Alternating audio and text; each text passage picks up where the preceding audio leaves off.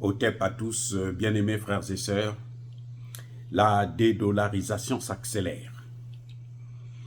La situation est en train de devenir de plus en plus critique et intenable. À force de vouloir imposer un rythme, un système de vie à un monde multipolaire, on finit par être vomi par ce monde-là. L'Inde et l'Iran viennent de signer un accord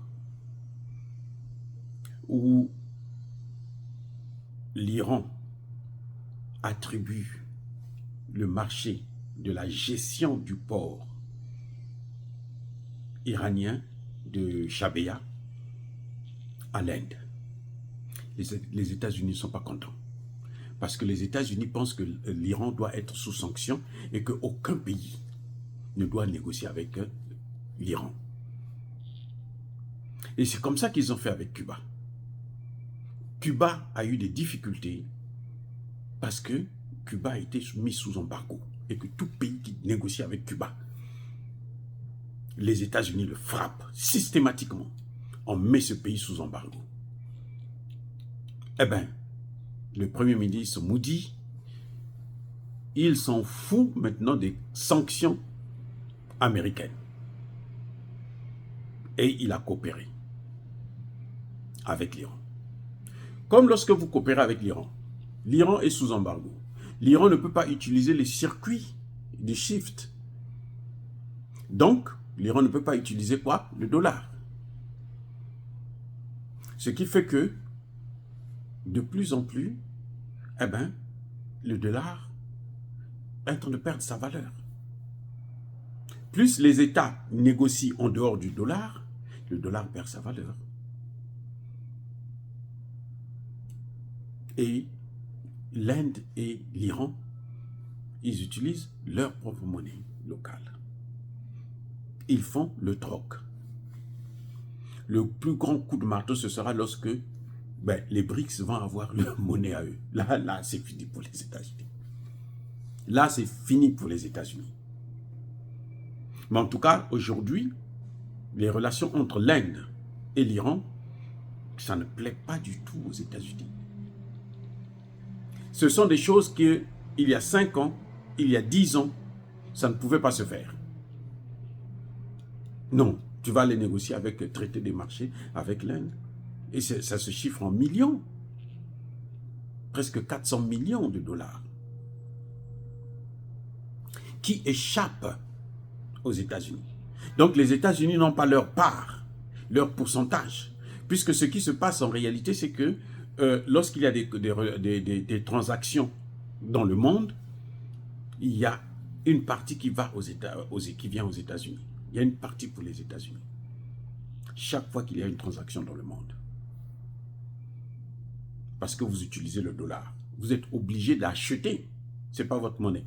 Donc vous achetez le dollar pour faire votre transaction. Et vous ne pouvez pas échapper puisque vous utilisez le système SWIFT.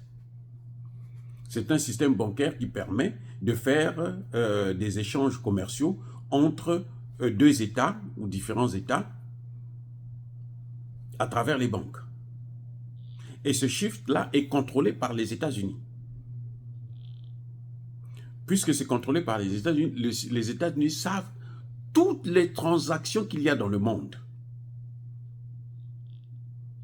Et ils savent qu'ils ont une partie à eux. Ils prélèvent une partie. C'est automatique. C'est comme le CFA et le franc français. Et plutôt l'euro maintenant. La Banque de France contrôle le franc CFA. Toutes les transactions qu'on fait avec le franc CFA, la Banque de France est au courant. Donc Emmanuel Macron sait et il prend sa part. C'est comme ça aussi avec le dollar.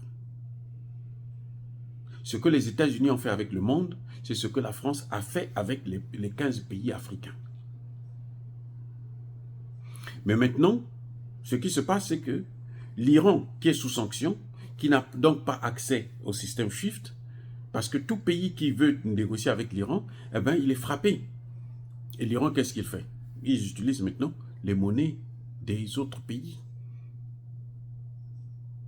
Quand c'est avec la Chine, il peut utiliser le yuan. Quand c'est avec l'Inde, il utilise la monnaie indienne. ainsi de suite. Avec la Russie, c'est pareil, on prend le rouble, ainsi de suite. Ou bien la monnaie iranienne. Ou bien vous échangez avec d'autres matières premières. Et donc, les États-Unis ne prennent plus leur part. Et c'est ça qui énerve. Et ça montre le déclin d'une nation. Tout empire finit par disparaître.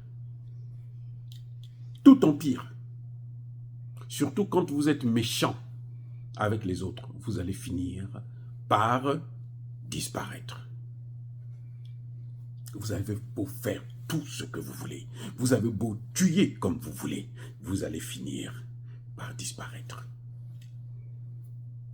Eh oui, c'est une obligation. C'est une évidence.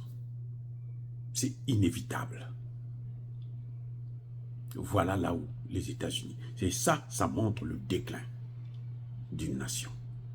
Oh, bien aimés frères et sœurs, dire cela, c'est inciter à la haine ou à la violence. Non, ya ba colère veille malé. Mais encore une fois de plus, je persiste et je signe. Soyez bénis, soyez abondamment bénis par le Dieu des Kémites et par nos ancêtres angélisés. Mais que tous ceux qui persécutent le continent africain le pillent et le déstabilisent, qu'ils soient noirs, blancs, chinois, arabes, juifs, indiens ou qui qu'ils soient punis, maudits, foudroyés, neutralisés, écrasés, effacés par le Dieu des Kémites et par nos ancêtres angélisés. Vive l'Afrique éternelle. J'ai dit et j'assume.